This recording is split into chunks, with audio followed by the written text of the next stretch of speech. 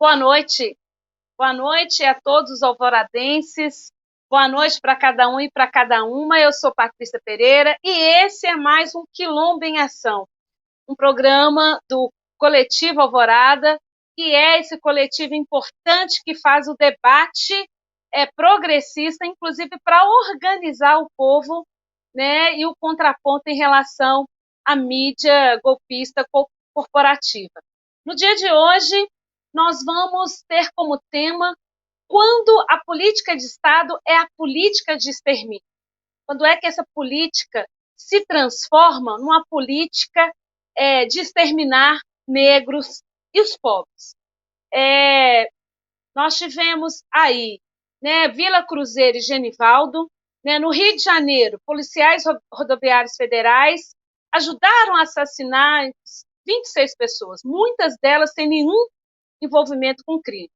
Logo depois da chacina, né, da Vila Cruzeiro, que foi inclusive a segunda maior letal na história do Rio de Janeiro, ficando atrás apenas do Jacarezinho, que ocorreu em 2021, nós ainda impactados pela ação da Polícia Rodoviária Federal, né, conjunto aí da Polícia Rodoviária Federal, nós vemos aí o corpo do Genivaldo, né, ser assassinado numa câmara de gás.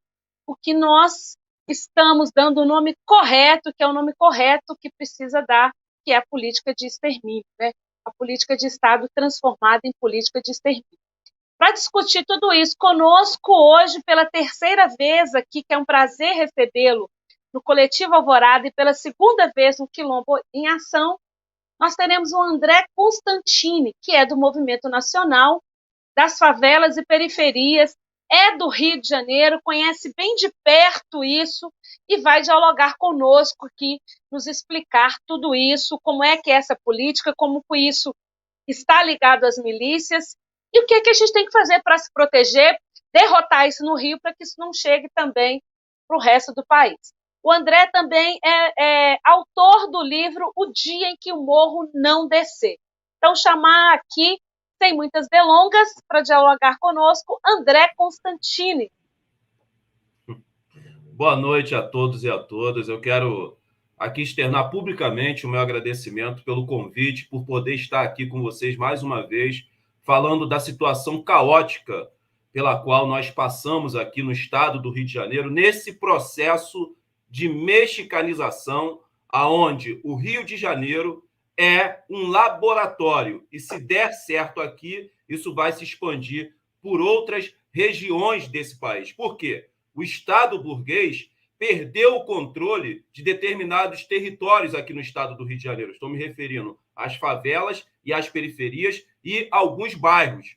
Para vocês terem uma ideia, as milícias controlam 60% do território no município do Rio de Janeiro. Isso é gravíssimo, isso é alarmante.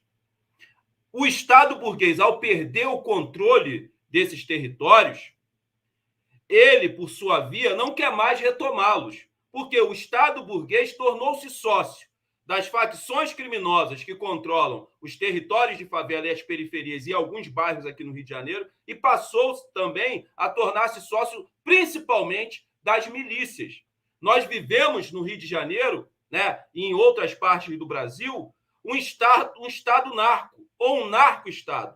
Isso precisa ser falado aqui com todas as letras. O Estado burguês ele precisa dessa logística do confronto. Quanto maior o número de facções, melhor para o Estado burguês, especificamente para o seu braço armado. Por quê? A maioria das armas que encontram-se nas mãos das milícias e das facções que controlam as favelas aqui no Rio de Janeiro, ADA, Terceiro Comando Puro e Comando Vermelho, são de uso exclusivos do Exército, da Marinha, da Aeronáutica e das polícias. Essas armas não chegam aqui voando.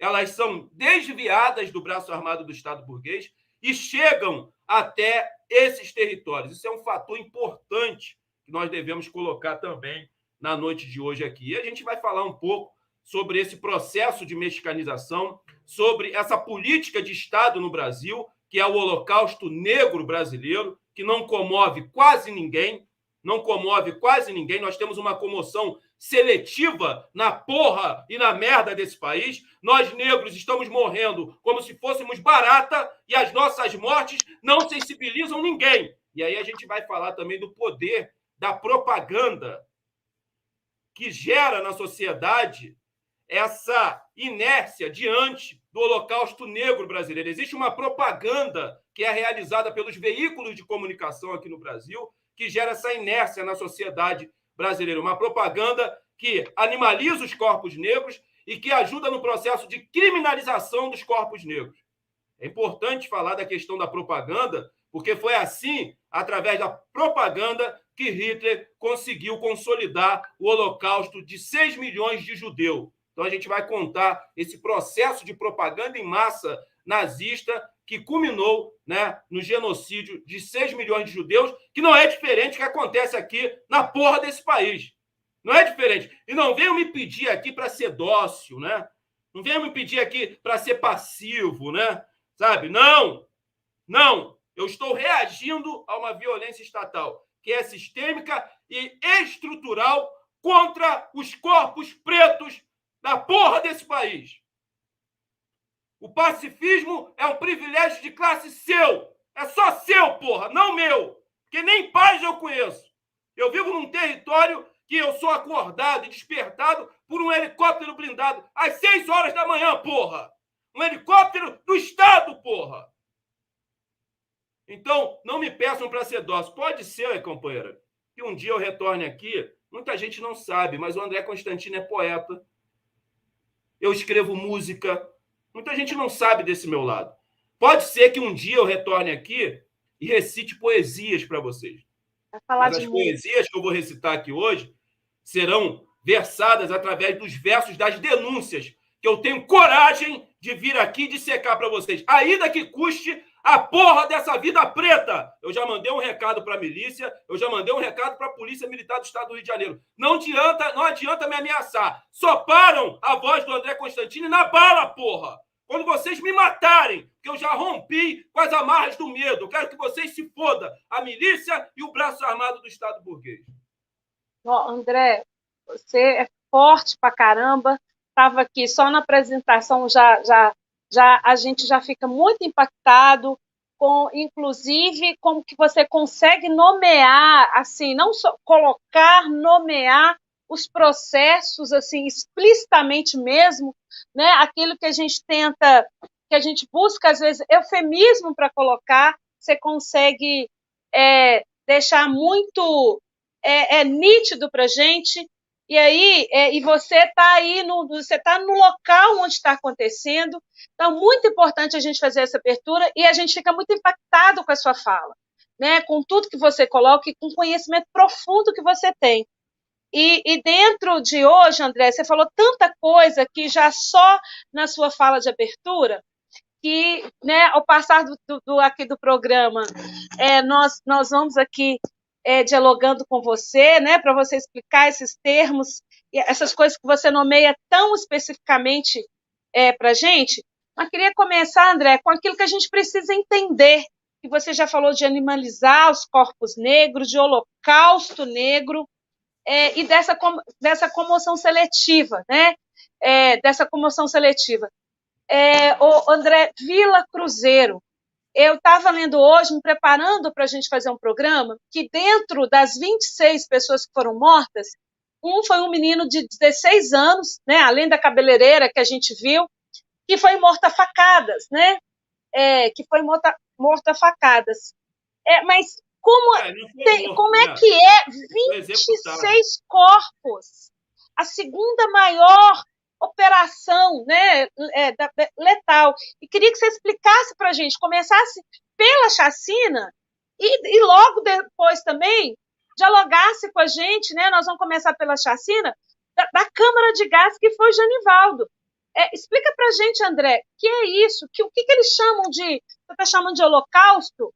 E que chamam de operação. O que é isso, essa operação? O que realmente aconteceu?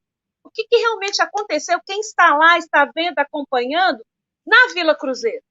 A segunda maior, né, operação, que é o nome que se dão, né, que a Polícia Rodoviária Federal, ela participou do assassinato, né, de 26 pessoas. E muitas não tinham, né, envolvimento. O que é isso, André? O que aconteceu realmente na Vila Cruzeiro? O que é que sai para a mídia e que é essa propaganda dessas operações que são feitas, né? Queria que você explicasse, você começasse para a gente, desenhando mesmo, para a gente entender a chacina da Vila Cruzeiro. Olha, tem muita coisa para ser falado, né? Só aí você trouxe vários elementos. Acho que é importante que os internautas que estão nos acompanhando nesse momento ao vivo, aqueles que estarão nos acompanhando posteriormente, entendam e compreendam de uma vez por todas que o policial militar, que é o capitão do mato, que antes vinha a cavalo e hoje vem de camburão, ele não aperta o gatilho sozinho. Ele não aperta. A polícia militar, o braço armado do Estado burguês, faz o serviço sujo que parte da sociedade não tem coragem de fazer e terceiriza esse papel para a polícia militar. Importante pontuar isso aqui. Quando o policial militar entra dentro de um território de favela para realizar essas operações que nós classificamos de operação enxuga-sangue, porque 26 mortes e 28 mortes não é operação, porra, é chacina, porra. Entendeu? Vamos dar nome aos bois, é chacina. 2 chacinas, as 2 maiores chacinas da história do estado do Rio de Janeiro, na gestão desse facínora, desse churume humano, desse bolsonarista, que é o governador Cláudio Castro. Ele quer bater a maior chacina foi na gestão dele, que foi na favela de Jacarezinho, na faixa de Gaza, no campo de extermínio favela de Jacarezinho. Agora, ele está tentando e buscando superar, né, o recorde que é dele próprio, né, tentando superar agora na favela da Vila Cruzeiro, no complexo de favelas do Alemão, na zona norte do Rio de Janeiro. Então, quando o policial aperta aquele gatilho, aperta junto com ele, a imprensa brasileira, tanto a escrita quanto a televisiva, que a gente tem que falar do papel da imprensa brasileira no processo de Holocausto Negro. Que a imprensa brasileira, ela tenta justificar o injustificável. Ela tenta consolidar algumas narrativas junto à sociedade que são descabíveis. Por exemplo, é muito comum, após uma chacina dentro de um campo de extermínio, dentro das nossas faixas de Gaza, que são as favelas cariocas, você presenciar na capa do jornal Globo, na capa do jornal Extra, né, através dos seus editoriais, que são verdadeiros churumes, mas são jornais de grande circulação aqui no Rio de Janeiro, a seguinte matéria, e aí eles estão tentando consolidar uma narrativa. A gente precisa falar do papel da imprensa nesse processo do Holocausto Negro. É muito comum você pegar o jornal no outro dia, após uma chacina, e na capa do jornal Globo, por exemplo, está lá: Polícia Militar realiza uma operação na favela da Rocinha que resulta na morte de 15 pessoas. Dentre essas 15, 3 não tinham passagem pela polícia. 3 não tinham antecedentes criminais. Os outros 12 tinham. Sabe o que a imprensa está querendo fazer? Consolidar uma narrativa. Então, os 3 que não tinham antecedentes criminais, esse tem que ter uma investigação apurada pelo MP. Os outros 12 que tinham antecedente criminal, a polícia tem carta branca para matar. A polícia não pode matar ninguém, porra! Seja bandido, varejista, não pode! Não é papel da polícia, investiga, porra! Faz uma operação com inteligência, apreende ele e conduz para a delegacia para que ele tenha um processo digno, porra! Eu não quero saber se ele tinha antecedente, se ele não tinha, porra! E a esquerda cai muito nessa narrativa. A esquerda, ela consolida, às vezes, essa narrativa. E isso também faz parte da propaganda para viabilizar o Holocausto Negro. Lembra no início da minha participação que eu falei do papel importante da propaganda, que gera Sim. uma inércia na sociedade? É isso. Olha a imprensa aí cumprindo o papel. Então, dos 15, eu estou até trazendo uma notícia aqui do jornal Globo, né? Que é o churume, né? O editorial do jornal Globo, Estadão, esses jornais que representam a burguesia nacional são verdadeiros churume, né? Sabe? Fede, né? Fede. Churume. Fede, não é? Fede, né? É podre aquilo ali, esse editorial. Gostei do termo churume. Isso, está escrito assim, ó, saiu na matéria de capa do jornal Globo. Dos 26 mortos na chacina no complexo do Alemão, e aí eu estou colocando o meu ponto de vista, que eles colocaram na operação, né? Não sei que operação é essa, né? A gente denomina de operação de enxuga-sangue. 13 dos mortos, o MP já arquivou o processo. Vocês precisam entender o seguinte. Então não tem investigação, é pena de morte não, esses mesmo. 13 não aí, tem. o MP 13 não vai tá investigar. arquivado. O MP não vai investigar porque eram varejistas de drogas, segundo o MP, e aí o MP está legitimando essa matança em massa, né, realizada pela Polícia Militar, dentro daquela narrativa que a mídia tenta consolidar. Né? Se tem antecedente criminal, meu amigo, é vala. A polícia pode matar. É o que o MP está confirmando aqui. É o que o MP está canetando. Vocês precisam entender o seguinte. A polícia mata, o MP enterra. O MP acabou de enterrar esses corpos que já encontravam-se mortos. O MP consolidou a criminalização desses 13 que morreram nessa chacina. É assim que acontece. Então, para discutir o Holocausto Negro, a gente não pode se ater só no papel da polícia. A polícia é a pontinha do iceberg, amigo. A coisa é muito maior. É o que atira o gatilho de um sistema, né? Acabei de ver aqui a notícia aqui, ó. 16 não tinha, os outros tinham. Acabei de ver aqui a manchete que você falou. Como, André, se as famílias, né, que você está chamando de varejista, desses, não tivessem sequer o direito a ver o nome, eles estão aí, né, como bandidos, e para bandido é aquela frase, né? Se for preto pobre, é pena de morte, né? O tal do bandido bom é bandido morto, é bandido, né? Sim. E aí não está dentro do sistema.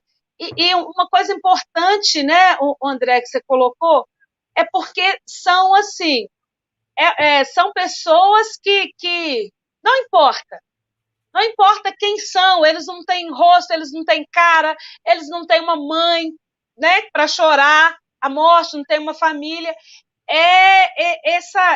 Esse extermínio. É o que você está chamando mesmo, né, de holocausto.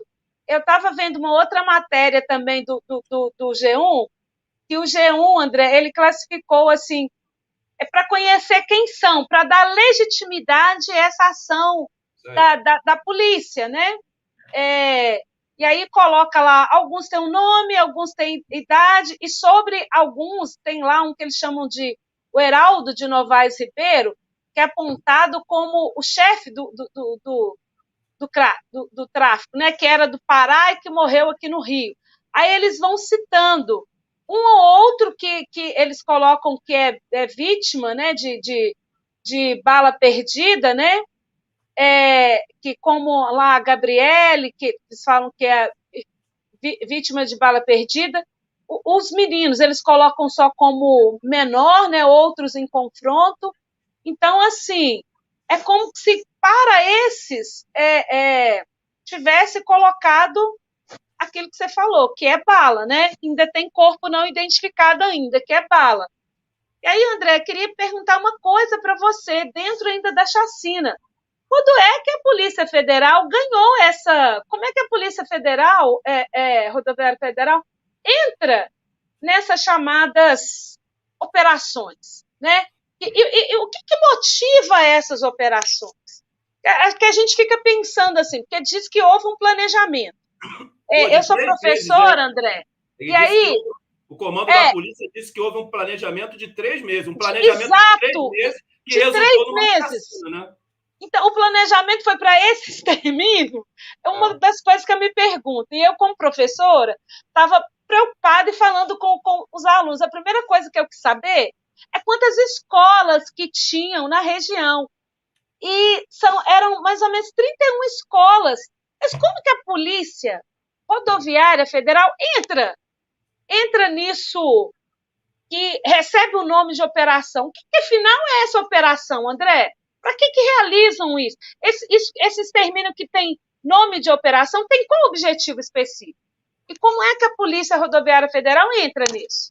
Mais uma vez, até então a gente não sabia que a Polícia Rodoviária Federal tinha essa atribuição. Mais uma vez, muita coisa para abordar aqui. Eu estava anotando aqui enquanto você falava. Eu acho que primeiro eu quero fazer uma pontuação. Os movimentos sociais organizados aqui no Rio de Janeiro decidiram, junto com os familiares dos mortos na chacina, construir na favela do Jacarezinho, que foi a maior chacina da história do estado do Rio de Janeiro, um memorial. E eles construíram esse memorial, a Polícia Civil, né, juntamente com o BOP, o Batalhão de Operações Especiais, aquela polícia especializada no Rio de Janeiro que não usa algema, porque o BOP, segundo eles próprios, quando eles entram na favela é para matar, então eles não usam algema, eles entram para carregar corpos. Né? Para vocês que não sabem, o BOP, quando entra nas favelas, ele usa o caveirão. E, às vezes, em determinadas favelas, eles colocam uma música. E atentem bem para o trecho da música. Saiam das ruas, que eu vim beber seu sangue. Saiam das ruas, que eu vim roubar suas almas. É assim que acontece.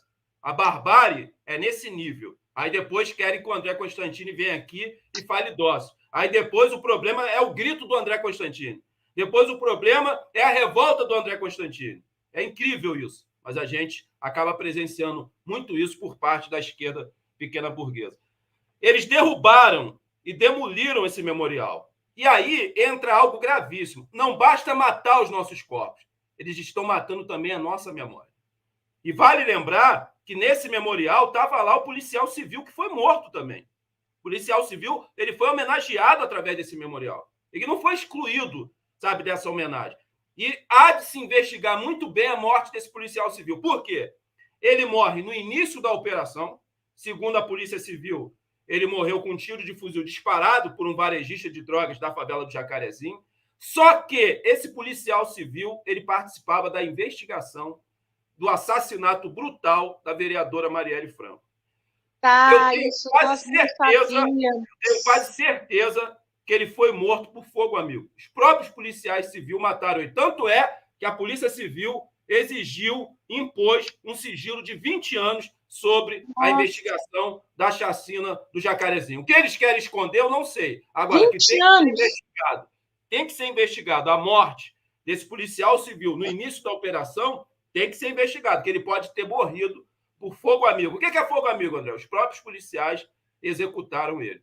Então, é importante falar disso aqui, né? Dessa questão de não basta só matar os nossos corpos pretos.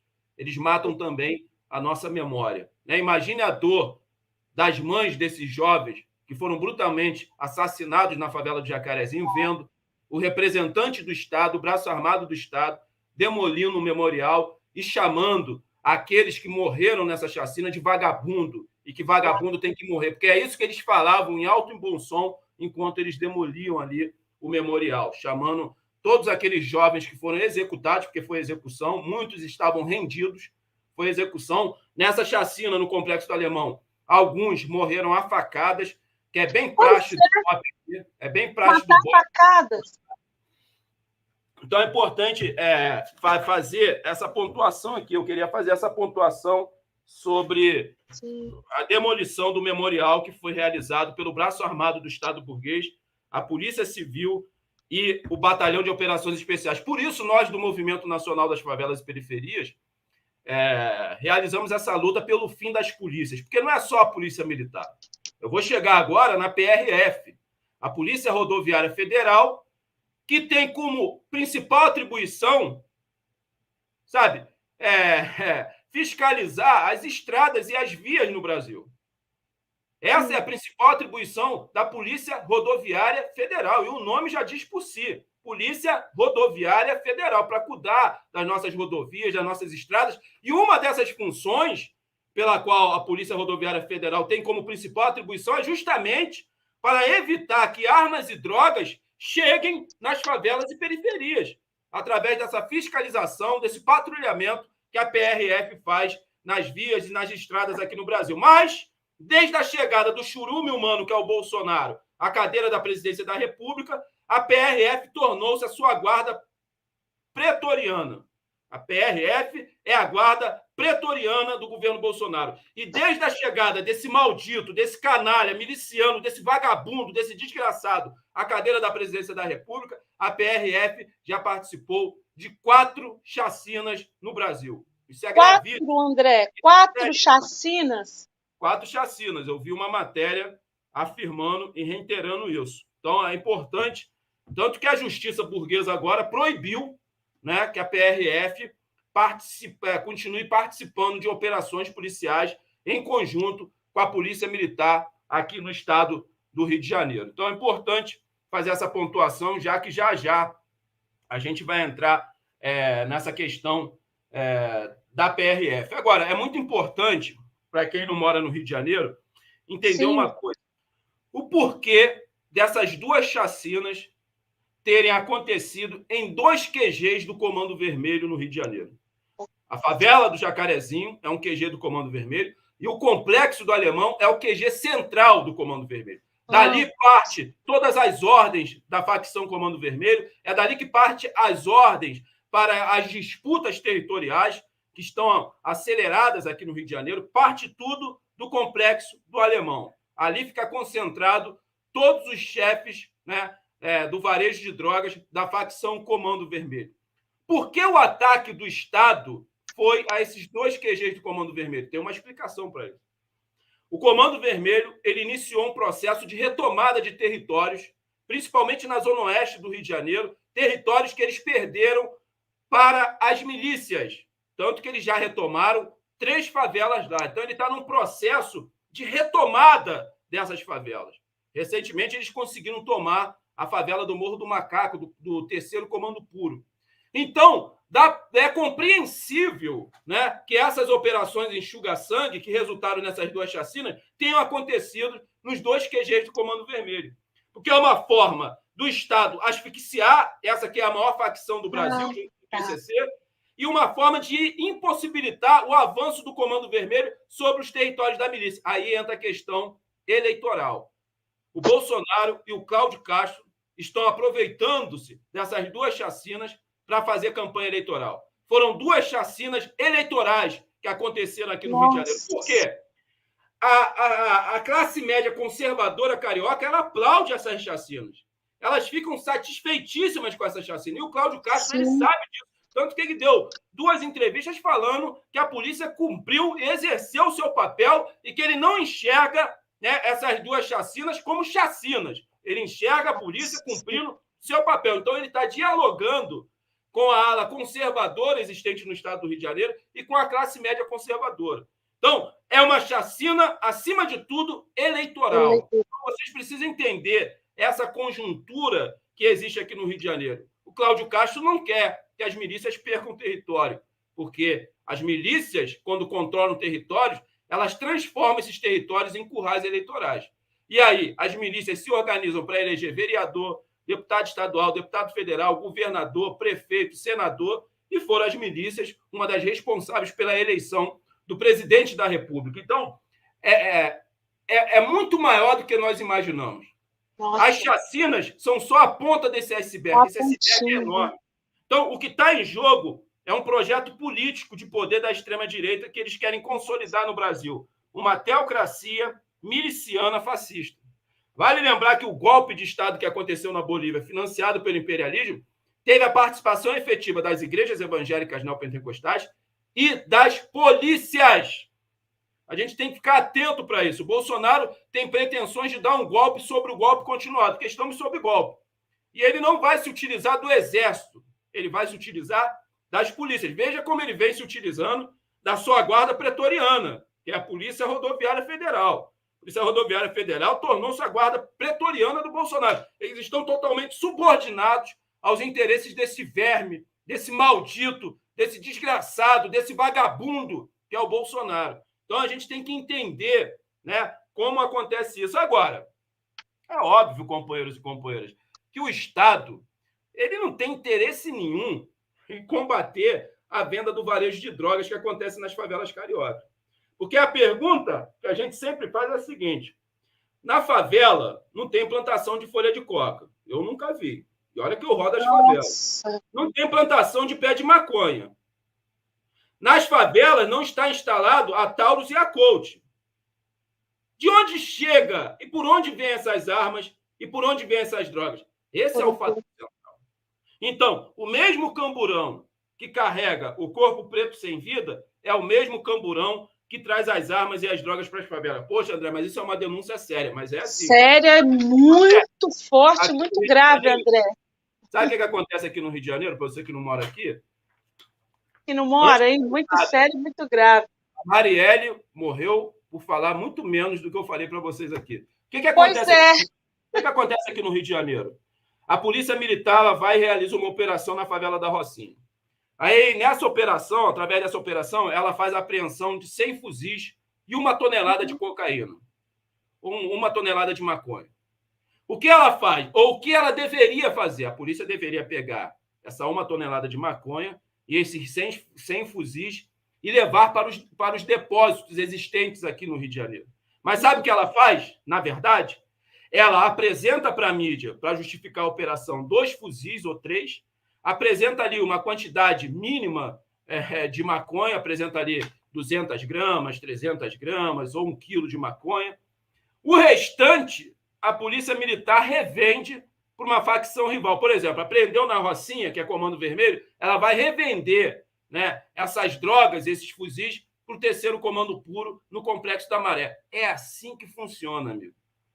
É nua e cruamente o que eu estou falando para vocês. Não existe possibilidade nenhuma da venda do varejo de drogas sem a participação efetiva e direta da instituição macabra e maldita que é a Polícia Militar. Eu costumo dizer que no Rio de Janeiro tem 5 facções: ADA, Comando Vermelho, TCP, as milícias e a facção estatal, que é a mais letal, que é a mais nociva, que contribui para o avanço e a expansão das milícias e das facções, que é a Polícia Militar. Meu amigo, é só você olhar o padrão de vida dos policiais militares. Como é que pode um soldado da PM ter uma mansão, sabe, e um carro de luxo na sua garagem? Pô, não é compatível com o salário que ele recebe. Então, de onde ele consegue ostentar esse custo de vida, esse padrão de vida? Do arrego. André Constantino, o que é arrego? Arrego é propina. Arrego é propina, entendeu? Então, assim, o que acontece no Rio de Janeiro é o seguinte, né? Por isso que a gente pede o fim da Polícia Militar. O problema da Polícia Militar não está na formação somente. Existe um problema na formação dos policiais. Mas lá tem aula de sociologia, de filosofia, tem aula de história. O problema é que quando o soldado sai da academia formado, ele se depara com uma estrutura de corrupção que, se ele se propor a enfrentar essa estrutura de corrupção, ele morre por fogo amigo. Que vai desde o guarda da esquina, que recebe o arrego de R$50 para tomar 4 ou 5 latão de Skol e deixa uma moto irregular passar e um carro irregular passar, até os comandantes de batalhão que recebem milhões e milhões de reais das milícias e das facções. Eu vou trazer um dado aqui que vocês que não moram no Rio de Janeiro não sabem. Quando foram implementadas as UPPs aqui, teve um racha na Polícia Militar. Por quê, André Constantino? Porque os varejistas pararam de pagar o arrego para os comandantes de batalhão. Eles passaram a pagar o arrego para o comandante da UPP. É óbvio. Isso gerou um racha na polícia. O comandante do batalhão ficou puto, porque ele deixou de receber o arrego dele, que dá uma vida luxuosa para ele. Então, tinha um racha dentro da própria polícia para boicotar as UPPs. E as UPPs foi um projeto que nasce fracassado. Por quê? O PP sem social, militarizar as favelas sem a parte social do Estado, é apagar fogo com gasolina, amigo. Não resolve porra nenhuma. O que a UPP fez foi democratizar o varejo de drogas no Rio de Janeiro. Expandir o varejo de drogas no Rio de Janeiro. Você vai hoje, por exemplo, em Ilha Grande, você vai ali na região serrana do Rio de Janeiro, está tomada pelas facções. Porque os varejistas fichados, eles tinham que sair dos territórios. E aí eles foram para o norte do Rio de Janeiro, para o interior do Rio de Janeiro. Então, a UPP ela democratizou o varejo de drogas, ela ajudou a expandir o varejo de drogas no Rio de Janeiro. Foi um projeto fadado ao fracasso desde o início. E, infelizmente, o nosso partido apoiou esse projeto fascista de militarização dos territórios de favela, como se fosse viável combater o avanço da criminalidade e o avanço da marginalidade com a polícia. Não é assim que se combate. O problema do avanço da criminalidade... Problema social como problema de polícia. Agora aqui uma matéria que comprova isso. Tá? Eu estou aqui com o jornal Globo, né? Mais aí um dos seus editoriais, Churume, mas nessa parte aqui eles até deram uma notícia importante. Né? Eu dificilmente leio esses jornais que representam os interesses e os anseios da burguesia nacional, esses jornais canalhas que cooperaram e compactuaram com o golpe e agora estão fazendo cara de paisagem, né? Ah, o Bolsonaro, ele é cruel com a imprensa. Culpa de vocês, seus filha da puta. Porra! Sim. Culpa do chefe editorial de vocês, porra, que ajudaram a eleger Eleger, essa aberração. elegeram, né? A facada fake, elegeram, né? Fizeram um acordo para Agora vem eleger. cair com cara de paisagem. Nossa, como ele é bom, Exatamente. como ele ataca a imprensa. Porra, É, assuma o filho de vocês. é Vocês cria, né? a justiça burguesa, inclusive o senhor STF, né, o Deus no Brasil, que é o STF, né, vocês têm que ir lá no cartório mais próximo e registrar o filho que é de vocês. Vocês ajudaram a parir essa praga aí, esse desgraçado, esse maldito aí, que é o Bolsonaro. Assuma que o filho é de vocês. Não chora não, porra. A matéria diz o seguinte: quase 1 milhão no cárcere. Nós estamos nos aproximando aí de 1 milhão de encarcerados. 1 milhão de encarcerados. Nós somos a quarta maior massa carcerária do mundo. Perdemos os Estados Unidos, que é o primeiro, né, que encarcera em massa negros e latinos, aqueles que a supremacia branca americana não quer fazendo parte da sociedade. Você tem depois a China e a Rússia, e em quarto é o Brasil. Mas breve, nós vamos subir nesse ranking aí, infelizmente. Em vez da gente subir em outros rankings, né, subir no ranking do combate à desigualdade social, não, daqui a pouco a gente vai subir no ranking aí do número de encarcerados no mundo.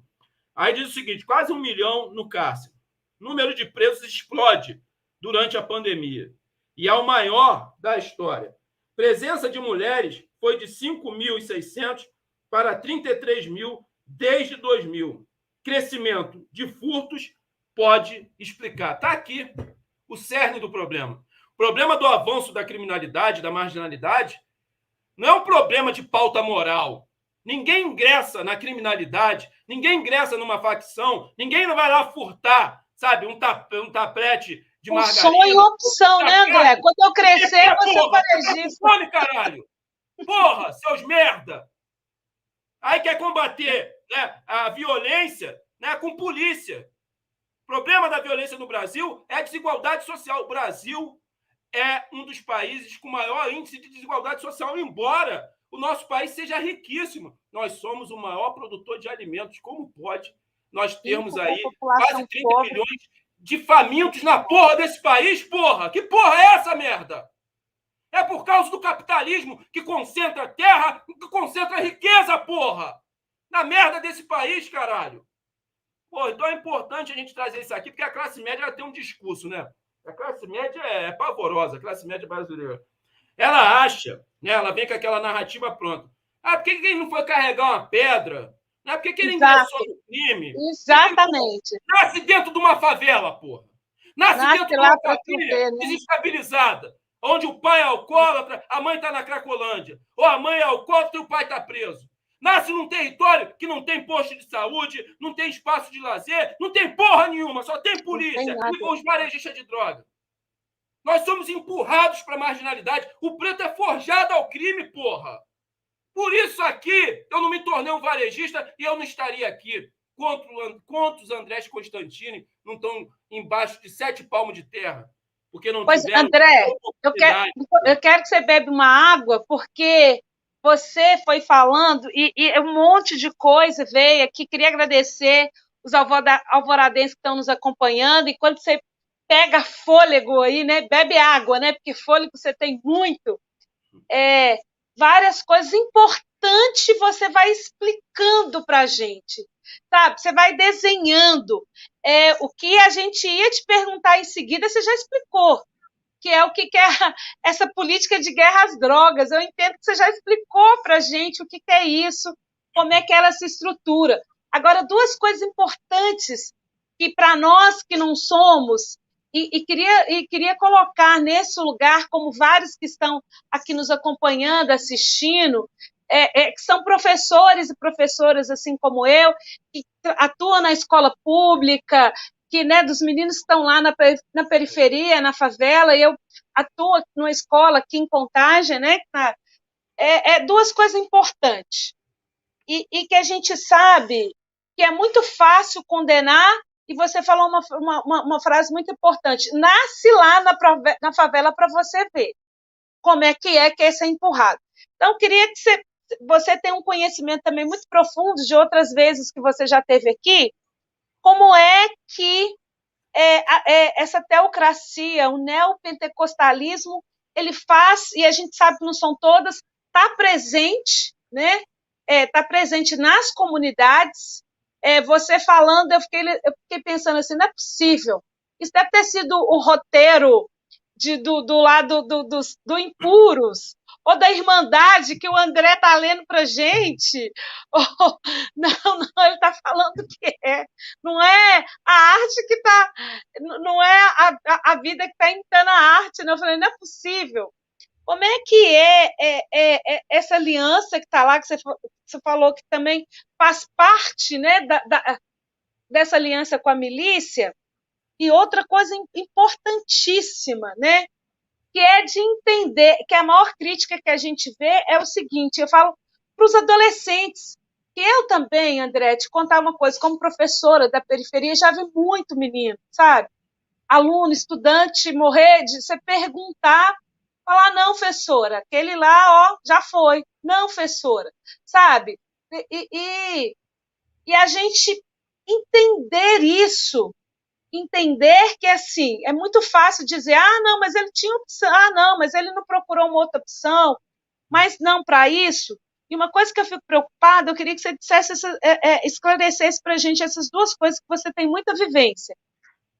Como que essa teocracia, como que ela, né, ela entra nesse processo de alianças, e já explicou que é muito mais fundo, que é o processo eleitoral, como que essa política das drogas se alia aí com a milícia, e como é que a gente faz para esses meninos, como é que a gente intervém, porque eu te falo que fico desesperada mesmo, porque é empurrado, a gente tem como, André?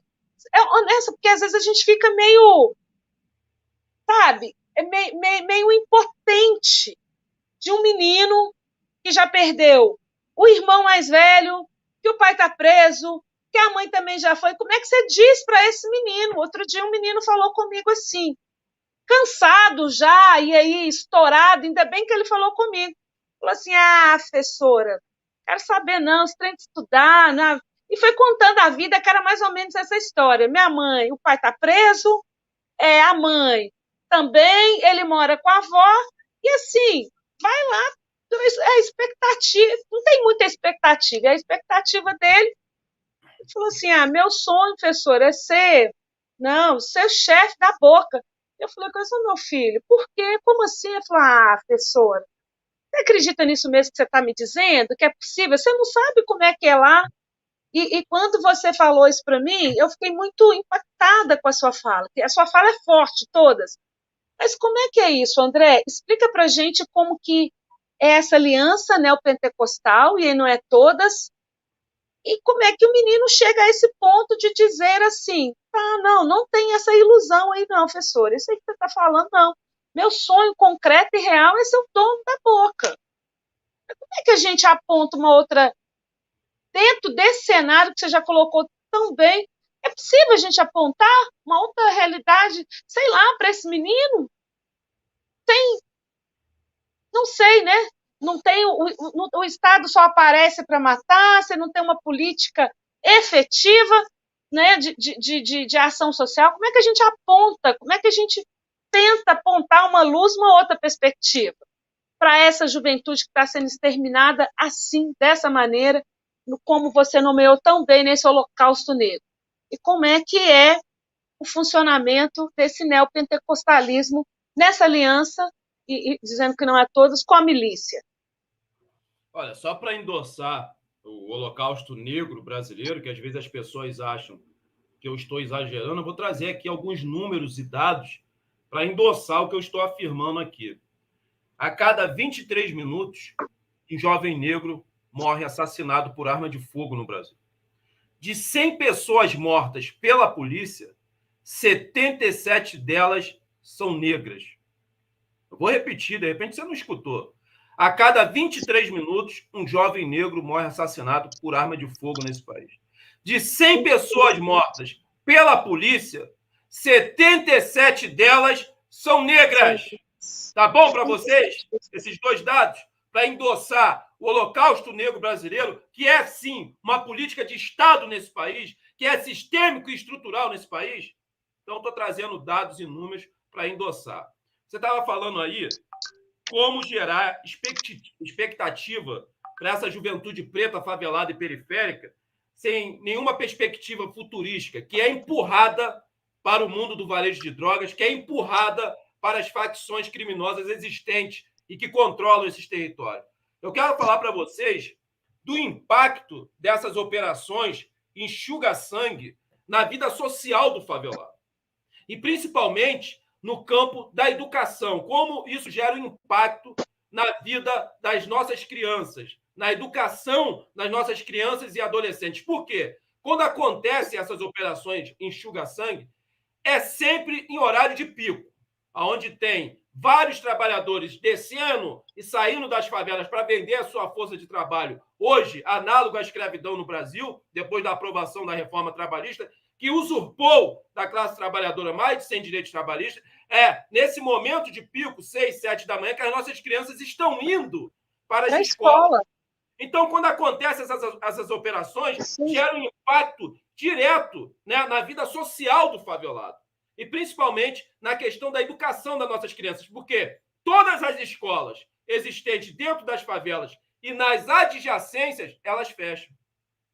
E isso vai intervir no ano letivo dessas crianças. Vocês não tenham sombra de dúvidas como que uma criança favelada vai ter condições de se desenvolver intelectualmente depois de uma noite inteira de tiroteio. Como uma criança vai ter questões psicológicas para se desenvolver intelectualmente quando ela teve que se desviar das balas para chegar até a escola. Quando ela tem que ficar no chão diante de um tiroteio.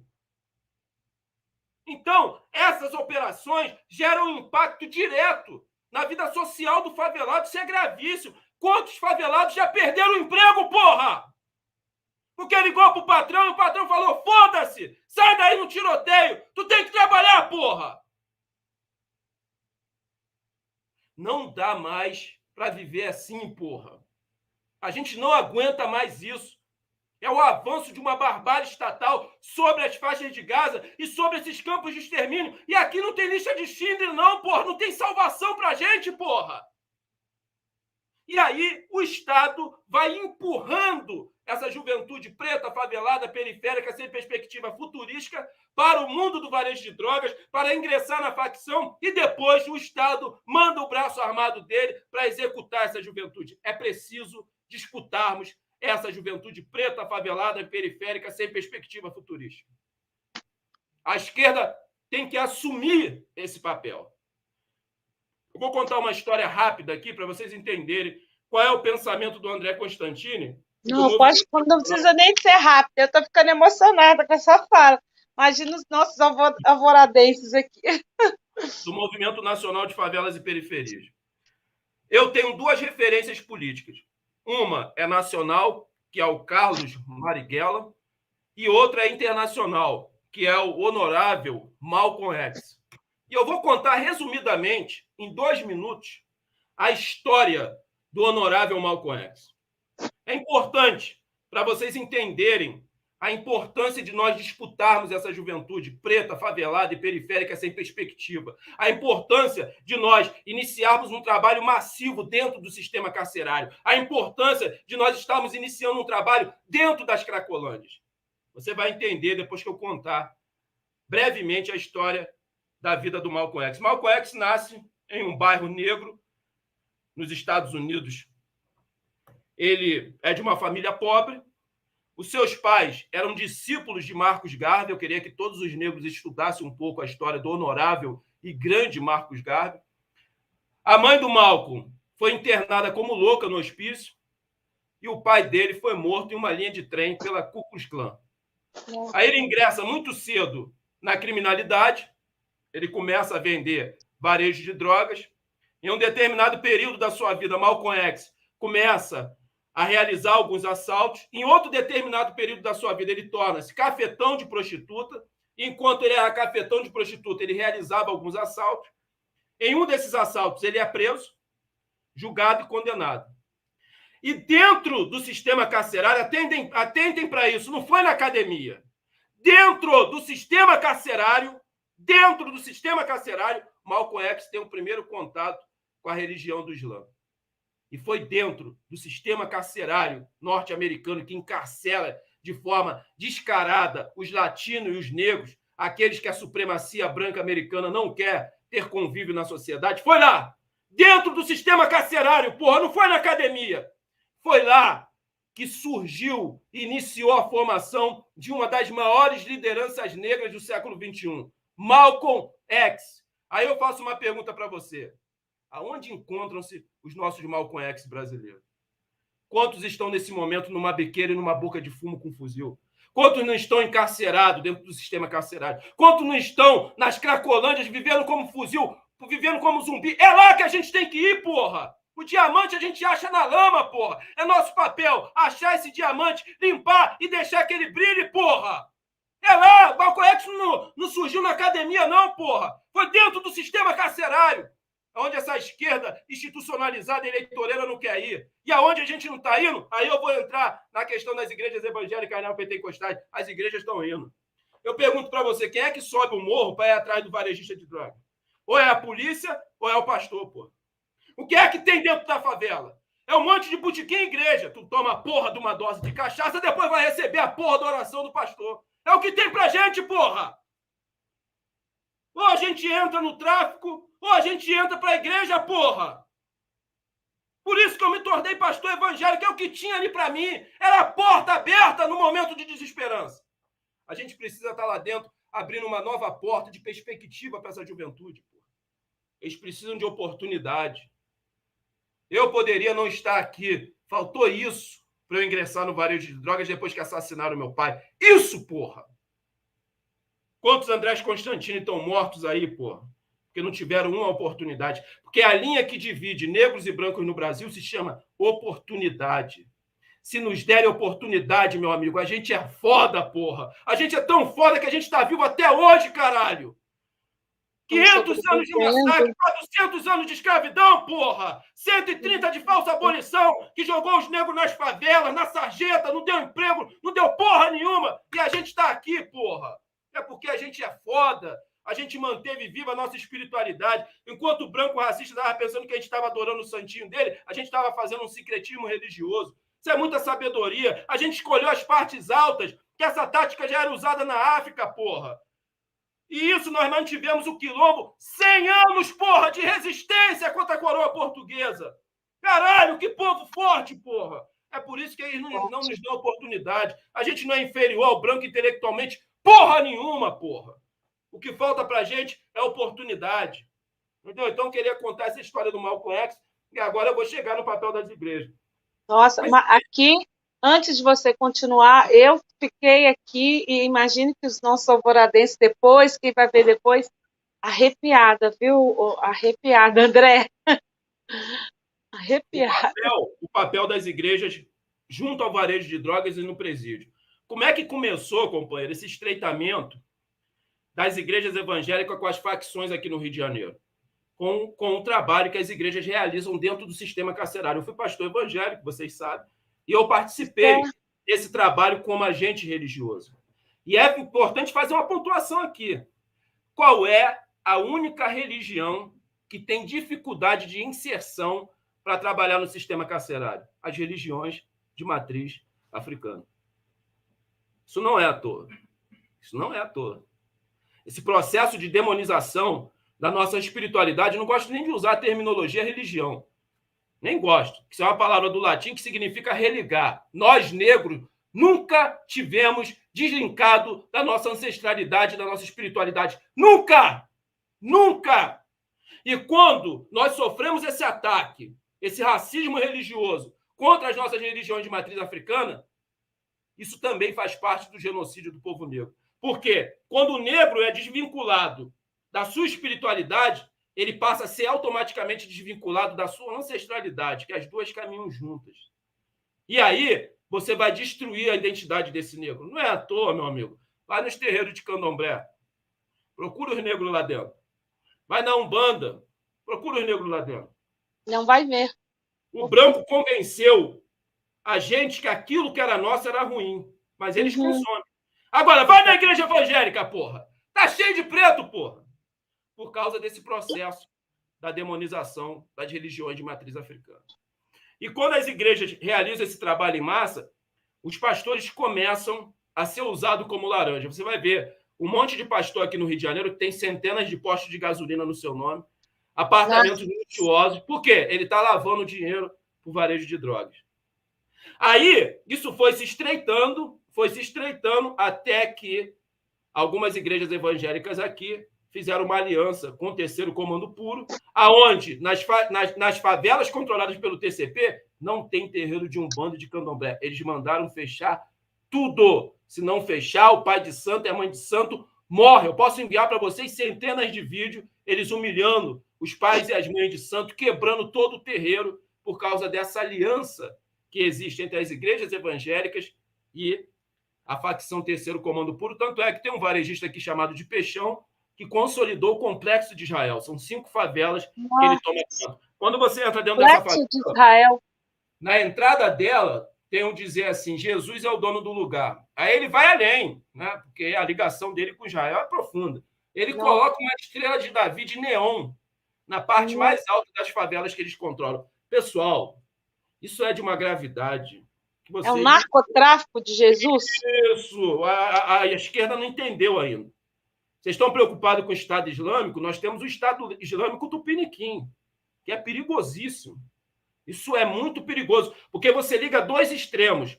O extremo do varejo de drogas, que eu não vou romantizar aqui os varejistas de drogas, eles são extremamente violentos, eles matam com requintes de crueldade, e o extremo, sabe, do extremismo, do fundamentalismo religioso. Cara, isso dá uma equação perigosa. Porque eu vou falar uma coisa para vocês. Quando uma pessoa chega dentro da igreja, pessoal, ela chega tão destruída psicologicamente que o pastor ele é treinado e preparado para fazer com aquela pessoa o que ele quiser. Chega um determinado momento que esse homem, que é um ser humano comum, que caga, que mija, que é um bosta, ele passa a ser tratado por essas pessoas que frequentam esses templos como se ele fosse um semideus.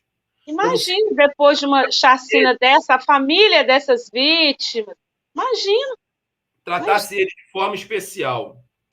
Aí chega um estágio que, se o pastor chegar assim para um casal e falar para o cara, ó, Deus mandou eu ter relações com a sua mulher, porque o meu sêmen, ele é um sêmen ungido e ele precisa penetrar, né, no útero da sua mulher para curá-la por dentro. O cara concede a mulher dele. Porque as pessoas chegam acabadas, arrasadas, sem estrutura emocional e psicologicamente muito fragilizadas. E os pastores, treinados para isso, na Igreja Universal a gente recebe treinamento, a gente controla essa massa de trabalhador que vai frequentar esses templos e ser ludibriado pela teologia da prosperidade, que fomenta o individualismo e a meritocracia. Isso é muito sério, pessoal. Se a gente não atentar para isso, a gente vai perder as massas, irmão. As massas estão indo cada vez mais para as igrejas, porque eles não têm esperança, eles não têm perspectiva. E isso resultou nas urnas. Você vai no Minha Casa e Minha Vida, você pergunta para a pessoa lá, porra, que maneiro, né? Pô, o projeto social do PT, o Minha Casa e Minha Vida, né? O maior programa habitacional. Não, querido, quem me deu isso aqui foi Deus. Pois é, não Pô, que legal, né? Que as cotas, né? Para negro, que o Reúne, que o ProUni, né? Deu condições do seu filho ingressar na faculdade. Não, meu filho ingressou na faculdade porque quem abriu essa porta foi Deus. Isso é muito sério. Porque a gente não politizou as nossas políticas de inclusão social. E muito disso a igreja absorveu para ela com esse discurso, né? Que é Deus o grande salvador, que é Deus que abre as portas. Isso é muito sério, pessoal. Né? É sério, grave e fez de maneira brilhante, né? Isso é muito sério. Então, assim, a gente precisa combater isso. E para combater isso, a gente tem que estar no território. O trabalho de base não é pontual. A gente tem que estar lá todo dia. Sabe por quê? A igreja está lá todo dia com a porta aberta. As drogas estão lá todo dia com a porta aberta. O varejo de droga está lá todo dia para receber essa juventude favelada, periférica, sem perspectiva futurista. Então, a gente tem que estar lá para apresentar uma nova porta. Uma porta que dê condições da emancipação social do coletivo que vive ali dentro. Esse é o nosso papel. Por isso que eu estou viajando no Brasil. Estou aqui em Brasília agora. Eu já tenho umas três agendas, né, em outros estados. Eu vou para o Maranhão, vou para o Ceará, depois vou para Florianópolis. Me pergunta como é que eu estou fazendo isso. Muitas das vezes... Como é que você está fazendo isso? Passando meu cartão e depois a gente vê como paga. Mas também tenho recebido o acolhimento de vários companheiros que cedem a sua casa para me receber. que às vezes consegue cotizar e pagar as passagens de avião, que tem lugar e regiões que só dá para ir Vamos de avião. cotizar, hein, gente? Vamos financiar o André para fazer esse debate em todos os lugares. Vamos Ajudem aí, cara. ir. As Ajudem aí, porque vaquinhas virtuais, a todo gente tá mundo tem que ouvir, tem que chegar a cada canto essa palavra, né, André? Tem que levar a palavra. está fazendo um Levar a trabalho palavra. muito interessante. Sabe, pessoal, porque eu vou falar uma coisa para vocês. Eu poderia muito bem usar o dom que eu tenho, porque isso é um dom, né? Esse dom da E tu oratória. tem, né, André? O dom Você eu sei que tem. eu tenho, Só eu te sei que interromper aqui. Imagine você, pastor, tu tem dom, você consegue nos emocionar, nos captar, tu tem o dom, André, tu tem mesmo. sim, sim. E eu poderia estar me utilizando desse dom para outras coisas. Eu poderia muito bem, companheiros e companheiras, abrir uma igreja, por exemplo. E eu não estaria mal financeiramente com esse dom de oratória, com o dom de persuasão, porque oratória melhor que a minha tem várias, mas não toca, não emociona e não move. E não consegue persuadir. A gente consegue, através de tocar as pessoas com a nossa emoção, com a nossa verdade, persuadir na decisão e no ponto de vista política dessas pessoas. Então, eu poderia estar usando esse dom para muitas outras coisas. Eu poderia estar do lado de lá da direita. Porra, qual é a direita que não ia querer o André Constantini lá com o discurso pronto deles, empacotado deles? Mas não, eu estou no lado mais difícil, no caminho espinhoso. Mas eu sei que é daqui que a gente vai conseguir consolidar uma revolução socialista, porque a nossa luta é para transformar o Estado, que é burguês, em um Estado operário, e essa democracia, que é burguesa, em uma democracia verdadeiramente popular. Esse é o nosso anseio final. E aí a gente vai usar como meio a luta institucional. A luta institucional, para o nosso movimento, não é um fim, ela é um meio. E esse é um dos grandes erros, companheira, da esquerda brasileira, dos partidos de esquerda brasileira, que se debruçam somente na luta institucional e enxergam e visualizam essa luta como um final. Se nós enxergarmos a luta institucional como um final, nós não vamos avançar rumo à superação do capitalismo e à consolidação do socialismo no Brasil. Não iremos avançar, porque a luta institucional, ela nos priva, ela restringe o nosso campo de atuação. Isso é claro, isso é nítido. E eu vou fazer uma pontuação aqui, justamente para fazer uma crítica à esquerda pequeno-burguesa que se institucionalizou e não quer mais fazer a luta popular de fato nas bases. Por exemplo, companheiro, a gente está falando aqui do Holocausto Negro Brasileiro. Uma das ferramentas que nós podemos nos utilizar para combater o Holocausto Negro Brasileiro é enfrentar a política de guerra às drogas.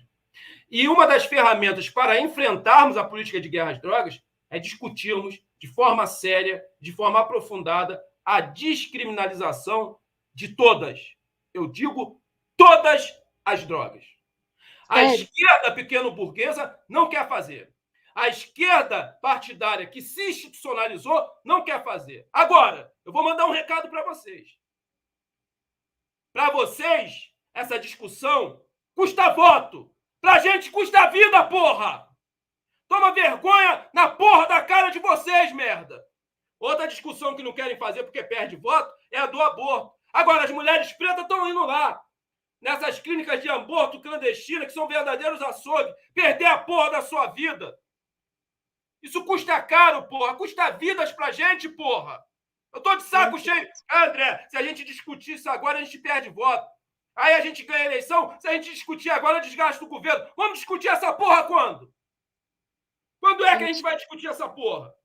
Eu sou preto, eu tô com uma mulher preta aqui na tela, porra. A gente sabe o que a gente passa, porra. Exatamente. Quem tá morrendo na clínica de aborto clandestino é a mulher preta, porra. Quem tá morrendo por causa da política de guerra às drogas é o homem preto, é a mulher preta, porra. Então chegou a hora dos pretos dentro do partido também tomar vergonha na cara e forçar o partido a fazer essa discussão. Não vamos pedir mais, não. Vamos exigir, porra. Eu não vou bater na porta mais, não. Eu tô 500 anos batendo na porta. Eu tô 500 anos pedindo. Chegou a hora de se organizar e arrombar todas as portas na porra desse país. Começando por dentro do partido, que é branco, que é tipificado através do patriarcado. Olha para a direção partidária, porra. Tá cheio de homem velho branco que controla a porra desse partido, porra. Isso tem que mudar, porra! Então, se a gente quer mudar a sociedade, tem que começar por dentro da nossa casa, caralho! Eu tô de saco cheio, companheiro. Porque tudo que a gente está tratando aqui passa por essas discussões e a esquerda pequeno-burguesa não quer fazer. Você sabe muito bem o que eu estou falando. Não quer fazer. O Lula fez uma fala maravilhosa sobre o aborto. Ele falou, as pobres que estão morrendo, as brancas estão indo viajar e abortar lá fora. Ele foi rapidinho, calado, né? Calado. Silenciado. Calado. A gente deixa esse debate na mão dos conservadores, da igreja. Discutir descriminalização da droga não tem que ter um pastor, não, porra. Isso não é tema religioso, não, porra. Tem que ter um médico, porra. Agora, André, se descriminalizar as drogas, vai aumentar o consumo. Mentira. A descriminalização... Explica isso pra gente, André. Pois é, descriminalização, você fala de todas as drogas. Você já deu um indício, que não é um debate moral. É um debate científico, é um debate a fazer com a ciência, tem que ter um médico. Como é que é possível? Você acha que é possível fazer um debate sobre isso? É possível? Quando a esquerda deixar de ser eleitoreira e se propor a fazer esse debate, porque a gente está deixando o debate da segurança pública na mão da direita e agora na mão da extrema-direita. A gente está deixando o debate do aborto, que é tão importante para as mulheres pretas, faveladas e periféricas, na mão dos pastores. A gente está deixando o debate da descriminalização de todas as drogas na mão dos conservadores brasileiros. Está errado. É desgastante, perde voto, mas a gente precisa fazer porque a gente está perdendo vida, porra. Então a esquerda tem que assumir essa discussão. A gente tem que pautar essa discussão. Sabe, quando for discutir droga, não tem que ter um pastor, tem que ter um médico. Agora, os conservadores vêm com essa história. Engraçado, né? Que o conservadorismo brasileiro ele é evangélico cristão e judaico. É cínico, né? É engraçado que esses caras que falam que são contra as drogas, meu amigo, eles pegam um iate aí, enchem de puta, de travesti e cheiram a noite toda. Eu já fui em festa na Barra da Tijuca, que a cocaína veio na bandeja, amigo, para você cheirar. E lá não está militarizado com o PP. Então, as pessoas precisam entender que o consumo de drogas não está matando ninguém. Agora, o proibicionismo está matando o preto, o pobre e o favelado. Essa é a discussão central. Porque os conservadores falam, se liberar as drogas vai aumentar o consumo. Mentira. A descriminalização da maconha na Holanda diminuiu o número de usuários na Holanda. Quem está indo lá nos bares que é liberado fumar maconha são os países vizinhos. Por quê? Vamos supor, companheira. Por exemplo, eu bebo álcool. Né? O álcool ele é liberado. Né? Exato. É uma droga liberada. Né? É uma droga liberada. Né? O dono da Ambev não tem o seu filho tratado como criminoso. Agora, toma 4 latão de Brahma aí, pega o carro para ver se você não se torna um potencial assassino. Toma aí 4 latão e vai. Toma uma pitu aí. Toma aquela pitulinha de pitu e vai dirigir para você ver. Mas aí o dono da Ambev, né, ele está lá... Não tem nada com isso, né? Isso, né? Ele está lá na dele. Então, assim, quando eu vou beber num bar, porra, tem lá na prateleira lá. Tem uísque, tem conhaque. Pô, mas eu sei o que eu vou beber. Eu vou beber cerveja. Não é porque está liberado tudo ali que eu vou usar e consumir tudo. Então, esse é outro discurso furado dos conservadores brasileiros, que ao descriminalizar todas as drogas vai aumentar o consumo. É mentira. O proibicionismo não está proibindo ninguém de usar droga. O proibicionismo ao aborto não está proibindo as mulheres pretas de abortar dentro dessas clínicas clandestinas. E aí vale uma denúncia. Aqui no Rio de Janeiro, a maioria das clínicas clandestinas de aborto é controlada por policiais militares.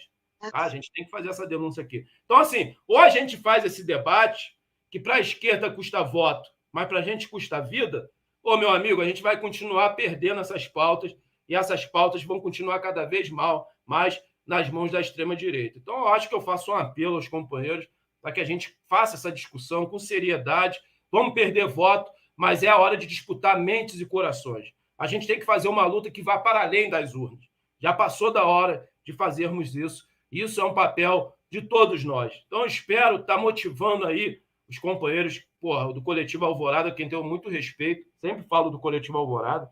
É um dos coletivos mais atuantes nesse país. Mandar um abraço a todos vocês e conte com a gente aí, né, para participar dos programas, para ir aí em BH fazer uma agenda. Pois fazer uma agenda presencial, né?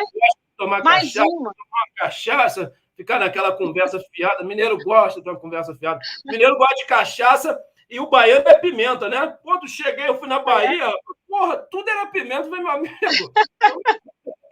Eu não gosto de pimenta, não, cara. Porra, não faz isso, não, não gosto, não. Agora, eu queria aproveitar que a gente está chegando ao final aqui. Eu quero voltar aqui para a gente dissecar mais esses assuntos. Pois Mas eu é. espero ter ajudado. Está passando tão rápido.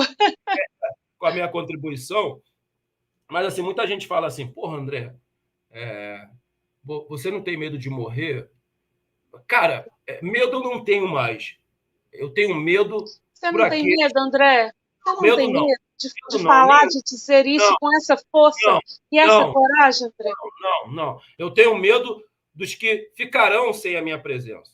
Minha mãe, meus 2 filhos, meu irmão e aqueles que gostam do André Luiz Abreu de Souza, não do André Constantino, né? Do André Luiz Abreu de Souza, que é meu nome. Esse é meu receio. É o sofrimento que a minha morte vai gerar naqueles que gostam verdadeiramente de mim, e aí eu estou falando especificamente da minha mãe, porque parte dessa bravura e dessa coragem não vem só do Malcolm X, não vem só do Marighella, vem da minha mãe. Eu não entrei no varejo de drogas por causa da minha mãe. A minha mãe levava surras todos os dias do meu pai. Minha mãe é uma guerreira. De repente ela nem saiba disso, mas a minha inspiração vem da minha mãe. Né? Então, assim, eu fico com receio disso. Porque, pô, companheira, você é preta, você sabe o que a gente passa. É muito difícil carregar essa pele escura nesse país. É a porta giratória do banco que trava, é quando você vai procurar um emprego, a mulher do RH fala, nossa, seu currículo é excelente, mas pô, você não se enquadra no perfil e no padrão da empresa. Aguarda em casa a ligação, estou aguardando essas ligações na minha casa até hoje. Que nunca chega. É você sentar no ônibus e, pô, isso é uma das coisas que mais me dói, companheiro. E isso acontece com frequência, eu sento no ônibus, né? E o ônibus enche, lota, e ninguém senta ao meu lado, né? E aí, pô, chega o meu local de destino, aí eu puxo a cigarra para descer, aí você percebe que quando você vai para a parte de trás do ônibus, as pessoas sentam, né? Aquilo é muito doloroso, né? É como se a gente tivesse uma doença contagiosa, né? Isso é muito doloroso. E isso vai destruindo, sabe, o psicológico do A negro. autoestima da gente, isso vai destruindo a pessoa. É um conjunto de humilhações que você vai sofrendo ao longo da vida, né? Ao longo da vida, ao longo. Não é à toa que os manicômios tá cheio de negros e negras. Exato. E a supremacia branca que controla esse país, os capitalistas, eles sabem que para você deixar um povo rastejando, você tem que destruir a sua autoestima. Exato. Então, tem toda aquela propaganda. Eu nunca entendi, sabe, companheiro, o que chamam de bullying é racismo, e ele começa na infância. Eles trocaram o nome para desvirtuar. E eu nunca entendia o porquê riam do meu cabelo, né? O meu cabelo era chamado de cabelo de bombril, o meu beiço era beiço de mula. Pô, eu queria entender aquilo, cara. Eu chegava muito confuso em casa. Me chamavam de Wilson Simonal, depois que eu fui entender, né, o grande Wilson Simonal, o nariz largo, né, o fenótipo bem negro, e aquilo me machucava muito. E como começa na infância, isso vai destruindo a sua autoestima e você vai passando por um processo de branqueamento. Né? Os homens negros, eles são orientados a andar assim, ó, com o cabelo curto. Por quê? Se a gente deixa o cabelo black, fica com uma estética suja. Nossa, André, você está parecendo um cracudo. Recentemente eu deixei ele crescer, fiz trança na go. Agora, quando o branco usa dread, é stallion, né? Pô, que bonito. Pô, você de dread. Né? E isso afeta mais, e principalmente, companheiros, a questão do cabelo, as mulheres negras. Né? Muitas alisam o cabelo pela praticidade, a gente entende, mas a grande maioria alisa porque aquilo que foi ensinado para ela, de forma bastante dolorosa, como padrão de beleza, não é o dela. E é muito difícil assumir isso, é muito doído. Você colocou muito bem. Dói demais, e é todo dia. E você coloca um povo que é forte, né? Que é um número significativo, que é a maioria, você consegue mantê-lo ali sobre aquele controle de que forma? Cotidianamente incutindo na mente e humilhando. Cotidianamente. Então, é um processo muito doloroso é sair disso, muito. E aí, André, eu vou aproveitar que a gente deu essa paradinha. Nós, né, não tocamos no Genivaldo, mas você já, né, você pudesse falar um pouquinho rapidamente, você já falou, já nos ensinou tanto. Queria te agradecer. Antes da gente entrar no que queria que você falasse um pouquinho das eleições e também, né, você já citou, né, essa encruzilhada histórica que a gente está, com todos os problemas que você colocou, inclusive o que a gente deve fazer, todos os problemas que a gente tem, a nossa preocupação de eleger Lula em primeiro turno, mas não só isso, né? Que você colocou muito bem. Discutir também, estar na mesa e discutir a política para o povo preto. Não, né, fazer trabalho de base, organizar, mas que a gente não pode servir só para isso, né? Tem que exigir, né? Tem que exigir, e isso tem que fazer parte, né, inclusive dessa eleição de primeiro turno, discutir, né, discutir medidas contra essa política de holocausto negro que você vem colocando. Então, para você falar um pouquinho do Genivaldo, para a gente, né, do lado da Câmara, que é mais uma vértice aí dessa política de extermínio, e a eleição, né, que 2022, que você já falou um pouco, mas como é que a gente faz, se organiza mais ainda com o povo preto da periferia. E, André, assim, você muito forte, né, você falou uma coisa, que você não tem medo da morte, mas pensa pelas pessoas que sentirão sua falta. Eu quero dizer que a sua fala é muito forte, muito decisiva, mas é uma fala de esperança. A sua fala não, não, não nos faz desesperançar. Uma fala que traz não só a denúncia, o anúncio, mas diga, porra, reage, traz a esperança.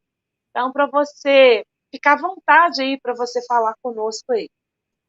Vou citar aqui, parafrasear o grande e saudoso Carlos Marighella: conformismo é a morte. O dia que nós nos conformarmos com o avanço da barbárie estatal no Brasil, onde o assassinato, né, e a execução do Genivaldo é o ápice, né, onde policiais rodoviários federal colocaram ele dentro do camburão que tem um pouco de navio negreiro, parafraseando aqui o saudoso Marcelo Iuca, todo camburão tem sim um pouco de navio negreiro, e transformaram aquele camburão que tem um pouco de navio negreiro em uma câmara de gás, asfixiando aquele homem até a morte, tipificando, né, e ampliando a barbárie estatal que nós vivenciamos no Brasil. E detalhe, em plena luz do dia e com dezenas de pessoas assistindo.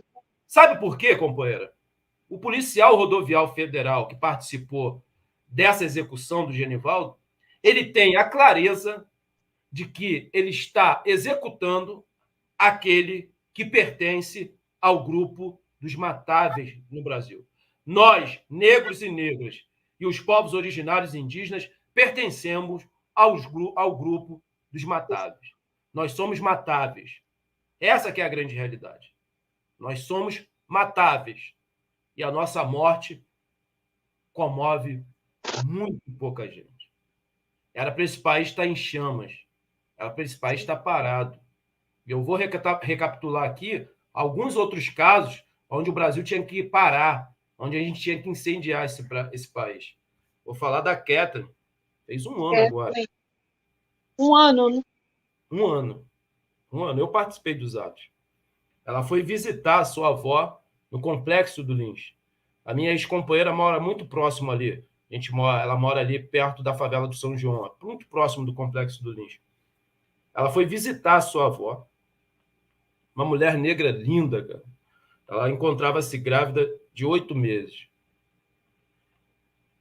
Tem uma troca de tiro entre a polícia militar e os varejistas de drogas, essa versão oficial da polícia, e ela foi atingida por um tiro de fuzil e foi a óbito, ela e o filho dela.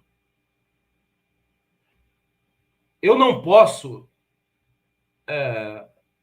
saber de uma notícia dessa, cara, e sabe, tratar isso como mais um caso ou como um número. Falar, o que a gente pode fazer? Eu não posso fazer isso.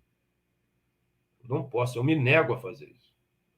Por isso que a gente grita. Eu sei que lá no 247, né, tem muita gente que fica incomodada com meus gritos, né? Interessante isso, né? Tem gente que fica procurando os erros de português que eu tenho na fala, né? É engraçado isso, né, cara? Eu queria que eles se incomodassem, sabe, com essas barbáries que eu estou denunciando ali através dos gritos. Eu não estou gritando por mim. Estou gritando pela Catherine. Por quê? Não Os tem nossos mais voz, mortos, ele tem voz. O Estado silenciou a voz da Catherine com o seu filho dentro do ventre. Mas a Catherine, ela está viva aqui agora, parceiro. Ela está viva aqui, ó. Está falando por mim.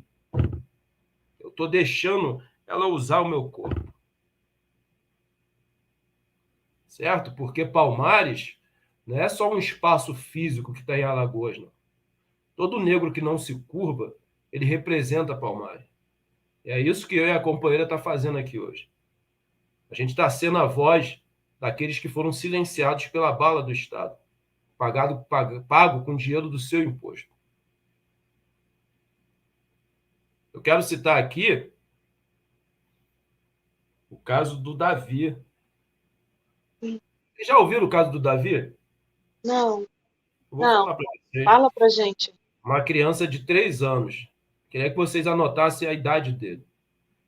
Ele morava na favela de Acari, zona norte do Rio de Janeiro. E aí o 9º Batalhão, que é o batalhão mais letal aqui do estado do Rio de Janeiro, entrou para fazer uma operação enxuga-sangue. Sempre horário de pico, né? Porque se uma bala atingir quem está indo vender a força de trabalho para a escola e matar, eles estão matando aqueles que pertencem ao grupo dos matáveis. Porque essa mesma polícia fez uma operação no Vivendas da Barra Pesada, né, condomínio onde morava o churume humano, que é o Bolsonaro, sem disparar um tiro, fizeram a apreensão de 117 fuzis. Sabe por quê? Porque ele sabe que se ele matar alguém dentro do Vivendas da Barra Pesada, ele está matando alguém que pertence ao grupo dos não matáveis. E aí, meu amigo, a repercussão vai ser grande. E aí vai ter punição para o policial que atirou. Agora, quando atira no corpo preto, está matando aqueles que fazem grupo, fazem parte do grupo dos matáveis. Ele estava brincando com um brinquedo em frente à sua casa. O policial entra, versão oficial da polícia, tá? Tem uma troca de tiro com os varejistas e ele é atingido no peito. É óbvio, 3 anos, um tiro no peito, ele foi a óbito instantâneo, pum. O caso foi para a justiça. Os policiais alegaram que foi auto de resistência. Ou seja, Uma criança de 3 anos. ela estava armada, trocando tiro com a polícia. A justiça burguesa, que a esquerda está aí defendendo, as ações arbitrárias e monocráticas do Alexandre de Moraes, essa mesma justiça burguesa acatou o que foi falado pelos policiais. Sabe quanto tempo faz isso, companheiro? 20 anos. O processo está próximo de prescrever. Todo aniversário do Maicon, eu conheço o pai dele. Se vocês quiserem, eu trago ele aqui para vocês entrevistarem. Ele pega o brinquedo que a criança estava suja, né, manchada com o sangue da criança, e ele vai sozinho. Todo aniversário do Michael, ele vai sozinho para frente do MP para que o MP tire a mancha de criminoso do seu filho de 3 anos. Eu conversei com ele e ele falou assim: André, eu só acordo e eu só levanto para lutar pelo meu filho. Porque no dia que eu enterrei ele, eu morri junto. E esse tipo de pai, esse tipo de mãe, é como o André Constantini. Eles não temem mais a porra nenhuma. E ele falou: eu vou tirar essa mancha do meu filho. Era para esse país estar parado, amigo. Isso não aconteceu em Marte. Isso aconteceu aqui no Rio de Janeiro. Isso é um escárnio, cara. Mas morreu mais um, né? Que pertence ao grupo dos matáveis, né? Eu vou fazer o quê? Eu vou tocar minha vida. Né? Não é assim? Não é assim que está acontecendo agora? Enquanto as bombas estavam caindo em cima dos corpos palestinos, está tudo certo, né? Pelo Estado sionista de Israel. O que Israel faz com a Síria, está tudo certo. As bombas que caem sobre os corpos sírios. O que os Estados Unidos faz com o Iêmen, está tudo certo. As bombas caindo sobre os corpos pretos. Agora, bastou as mesmas bombas caírem sobre corpos brancos e de olhos azuis, aí começa toda a comoção. Porque o irmão palestino faz parte do grupo dos matados. Os meus irmãos negros africanos fazem parte do grupo dos matados.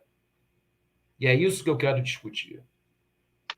E para ser a voz dessa gente, eu estou disposto a morrer. E se me matar, vai surgir outros Andrés. Eu quero cantar um trecho da música do grande Wilson Simonal, né? Wilson Simonal que sofreu um processo de racismo latente, né? Latente. Eu queria que vocês assistissem o documentário do Wilson Simonal. Muitos dos que hoje são idolatrados pela esquerda brasileira, Chico Buarque, entre outros, o que fizeram com Simonal? Porra, foi um dos cancelamentos mais cruéis que eu já percebi, que levou aquele homem a morrer de cirrose, que ele bebeu a vida toda. Agora, vale lembrar o fenômeno que era o Wilson Simonal. Isso incomoda, pessoal. Um preto no topo incomoda.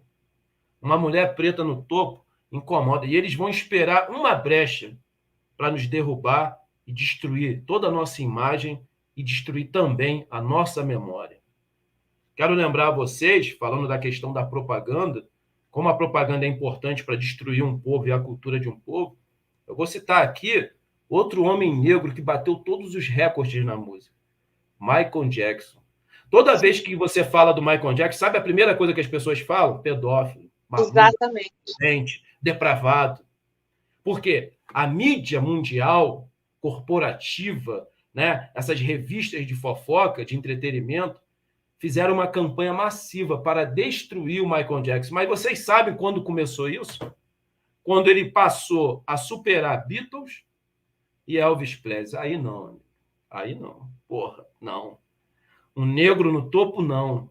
Que eu quero lembrar a vocês que a supremacia branca nunca esqueceu que por debaixo daquela pele branca de vitiligo tinha um homem preto que fez e produziu o disco mais vendido da história da humanidade, que fez a turnê mais lucrativa da história da humanidade, que bateu todos os recordes possíveis e viáveis no mundo da música.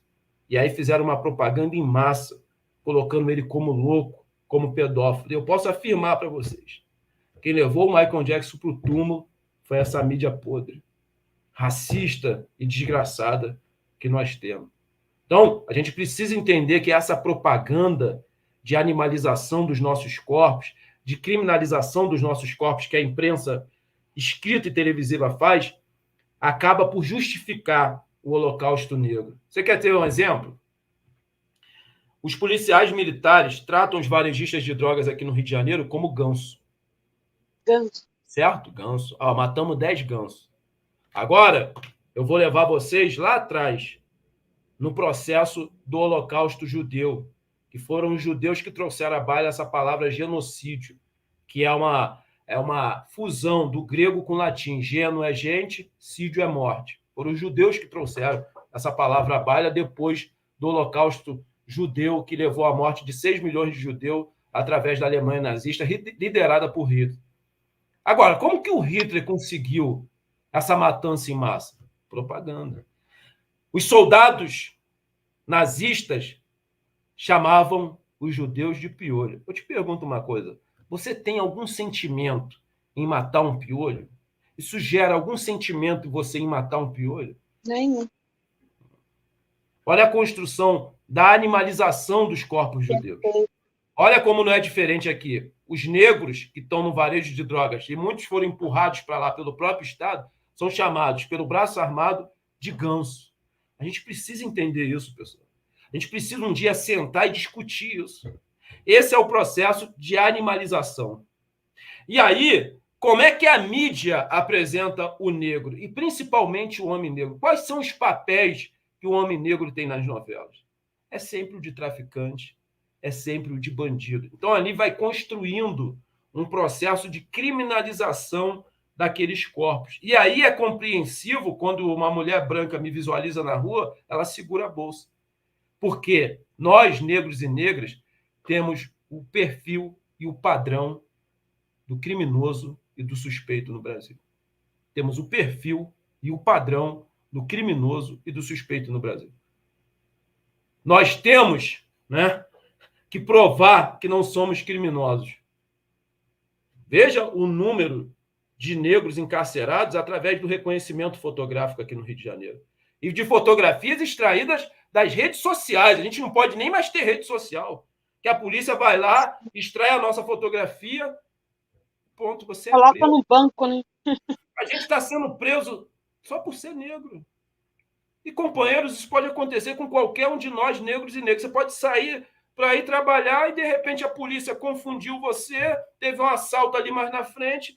Esse aí, ele tem características iguais ao que estava assaltando. A gente precisa discutir a prisão por reconhecimento fotográfico no Brasil, que vem crescendo, e é uma forma que o Estado burguês encontrou para acelerar o processo de encarceramento em massa, principalmente da juventude negra no Brasil. Para tipificar isso, companheiro, eu vou trazer um caso que aconteceu aqui no Rio de Janeiro. Só para vocês entenderem a importância da propaganda, né? E esse processo também de animalização e de criminalização dos corpos negros, que anestesia a sociedade diante do Holocausto Negro. É por isso que as pessoas não se levantam. É por isso que as pessoas não ficam revoltadas. Eu vou citar um exemplo aqui. Estava tendo muito assalto na região do Maracanã, ali no metrô. O que a direção do metrô fez? Ela pediu à polícia militar para colocar P2. P2 é o policial militar descaracterizado, a paisana, sem a farda, para ver se eles conseguiam pegar os assaltantes. Pois bem, eles fizeram isso. Aí uma mulher está subindo ali a rampa, que vem da UERJ para ir para o metrô, e tinha 2 jovens negros, né, sendo enquadrados por 2 homens brancos. Ela foi correndo, né, até o guarda do metrô e falou: tem 2 jovens sendo assaltados ali. Aí ele foi visualizar o caso, ele olhou de longe e viu que eram 2 jovens negros que estavam sendo enquadrados por 2 homens brancos. Sabe o que ele falou? Ele falou: senhora, fica tranquila. Porque estava tendo muito assalto na região, a gente fez um pedido à Polícia Militar para colocar aqui alguns P2 descaracterizados, né, o policial sem fardo, para pegar esses assaltantes. Com certeza, senhora, aqueles 2 negros ali faziam parte.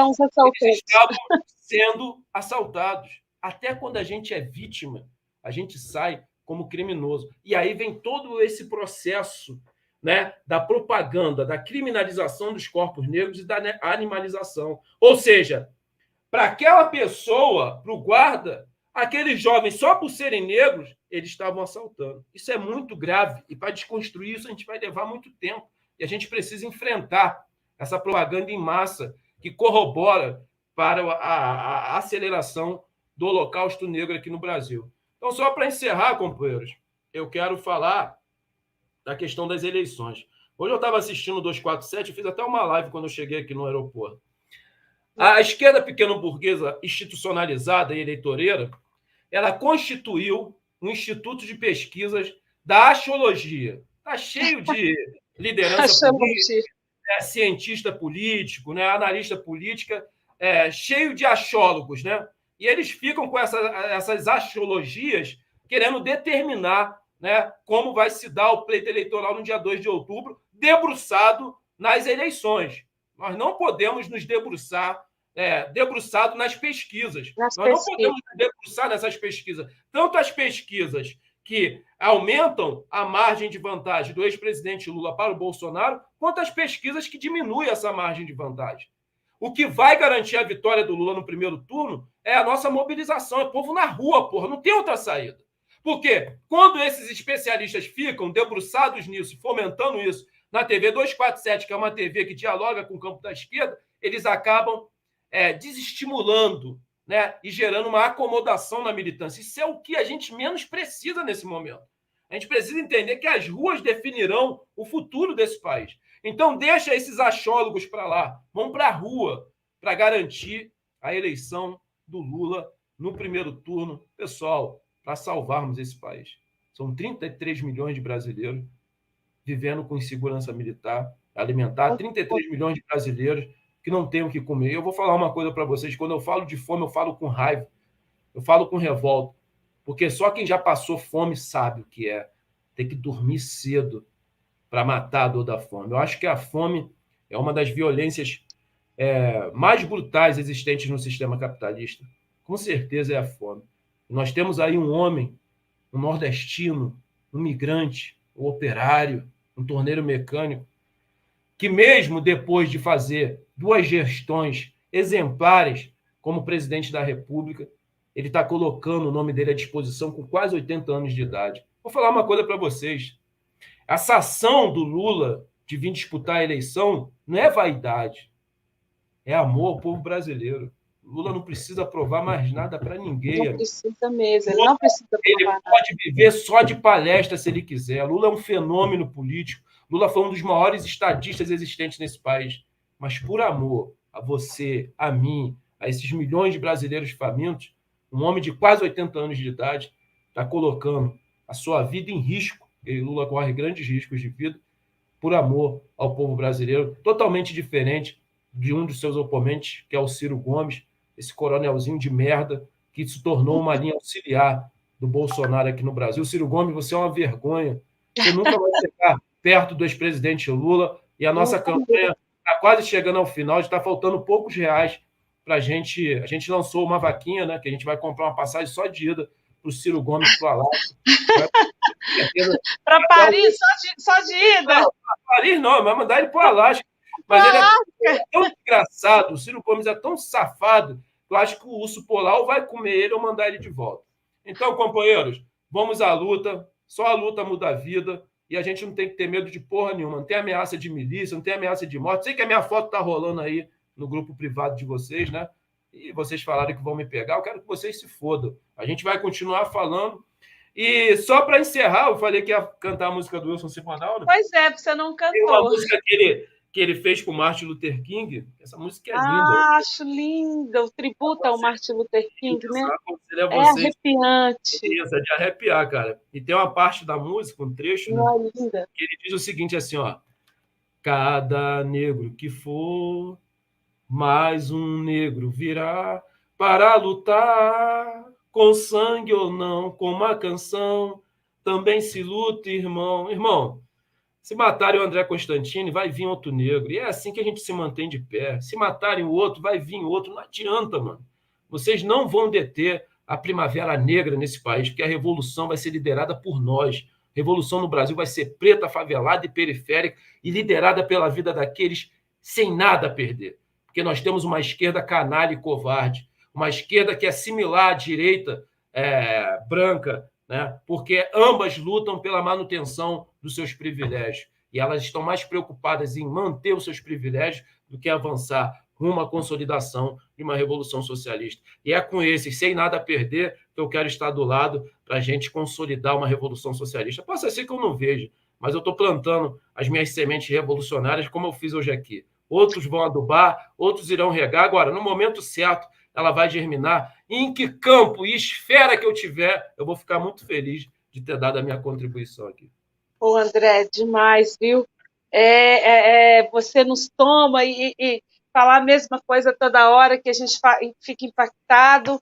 Esse programa, assim como o outro que você fez conosco, vale a pena agradecer aqueles que estão aqui acompanhando conosco, aqueles que também, né, vão assistir depois, porque é uma formação, é uma aula, e te digo, viu, cara, na hora que você falar, vamos para a luta, e a luta que você falar que tem que fazer, eu tô junta. Conto contigo, irmão, conto contigo. Conta mesmo. Queria agradecer imensamente aqui, ó, no nosso programa, dizer que ele tem a produção técnica da Alessandra Badaró e a produção executiva do Muniche. Aí, Alessandra Badaró, o Muniche que trouxe o André aqui. Um beijo, Muniche, do Daniel Negão, da Ofélia. Um beijo, viu, Muniche? A gente precisava mesmo do André aqui de novo para dar esse gás para a gente, para nos animar, né? E para apontar para a gente que é continuar nessa trilha, nessa luta. Dizer, André, assim, que honra, viu? E, cara, vou te dizer, assim, conte conosco, vem aqui, vamos fazer vaquinha, vamos trazer. E ó, nós queremos você vivo, viu, André? Não, você precisa estar, ser o nosso. Você falou tanto do Malcolm X, mas você é uma espécie de Malcolm X, nossa, Poxa, que cara. que Você honra, tem que cara. estar aqui, você tem que estar aqui, sabe? Para quando a Revolução Negra chegar e ela virar, a gente está junto levantando a mão. Poxa, assim, viu, André? Valeu demais. Muito obrigado, cara. Valeu. Poder ao povo preto. E obrigada aí a todos que nos acompanharam. Ó, muita força. E aí também, para você também, estamos torcendo aqui pela sua vida, que você precisa estar vivo. Você precisa estar vivo para continuar fazendo o que você está fazendo, viu? Ó, valeu demais, viu? Muito obrigada aos alvoradenses aí. E a gente se encontra aí no próximo. Vamos aí curtir aí os canais, ativar o sininho para não perder nenhum. E obrigado por esse programa magnífico. Se inscreva aí no canal, ative o sininho para não perder nenhum conteúdo. Obrigado por esse programa magnífico.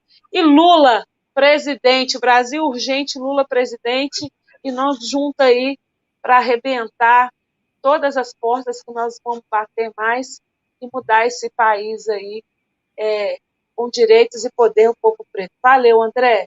Valeu muito mesmo. Valeu, gente. Grande abraço. Passou muito rápido e até o próximo programa.